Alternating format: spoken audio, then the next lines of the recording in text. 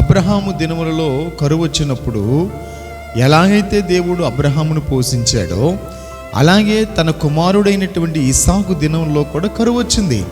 అప్పుడు అతను తనున్న దేశాన్ని విడిచిపెట్టి తాను అనుకున్న ఆలోచన ప్రకారంగా వేరే ప్రాంతం వెళ్ళిపోవాలనుకుంటున్నాడు. దేవుడు ప్రత్యక్షమై ఇస్సాకు నువ్వెక్కడే ఉండు, నువ్వు ఐగుప్తు దేశానికి వెళ్ళొద్దు అని చెప్పినప్పుడు ఇస్సాకు దేవుని మాటకు లోబడ్డాడు. ప్రియులారా, గెరారులో నివసించాడు. ఆ దేశమందు ఆ కరువు కాలములో ఆ కష్ట పరిస్థితుల్లో ప్రియులారా ఆయన విత్తనం వేసి 100 పంటను 100 ఫలాన్ని పొందాడు. దేవుడు ఇస్సాకును అభివృద్ధి పరిచాడు. దేవుడు ఇస్సాకును ఆశీర్వదించాడు. కారణం ఏంటంటే అతను దేవుని మాట విన్నాడు కాబట్టి. ఇతరులు అసూయ పడి అంతగా తను ఆశీర్వదించాడు. నువ్వు దేవుని మాట వింటే దేవుడు నిన్ను ఆశీర్వదిస్తాడు. దేవుడి మాట వింటే నిన్ను హెచ్చిస్తాడు. దేవుని మాటకు నువ్వు లోబడితే ప్రియులరా, ఈ లోకంలోనే కాదు నీ ఆశీర్వాదం, పరలోకంలో కూడా నీ గొప్ప ఆశీర్వాదాన్ని దేవుడు నీకు ఇస్తాడు. దేవునికి స్తోత్రం చెప్పండి.